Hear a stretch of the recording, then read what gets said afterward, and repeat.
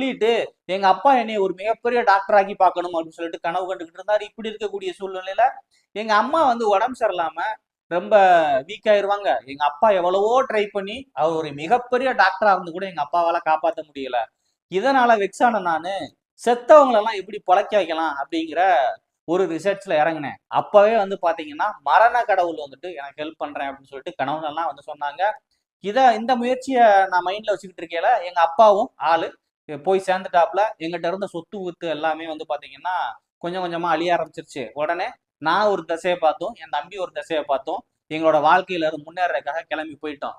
இப்படி இருக்கக்கூடிய சூழ்நிலையில தான் நான் என்னோட ரிசர்ச்ல பெரிய அளவுக்கு வந்து அந்த நாட்டுல இருக்கக்கூடிய கோர்ட்ல வந்துகிட்டு நான் இறந்த மனிதர்களுக்கு எப்படி உயிர் கொடுக்கலாம் அப்படிங்கிற ரிசர்ச்சை பத்தி எக்ஸ்பிளைன் பண்ணேன். அந்த கோர்ட்ல இருக்கக்கூடிய நீதிபதிகளும் ஜட்ஜிகளும் வந்து பாத்தீங்கன்னா இது வந்து மனித குலத்துக்கும் எதிரானது, கடவுள் நம்பிக்கைக்கு எதிரானது, அதனால இந்த விஷயத்த நாங்க பண்ண விட மாட்டோம் அப்படின்னு சொல்லிட்டு தடுத்துட்டாங்க.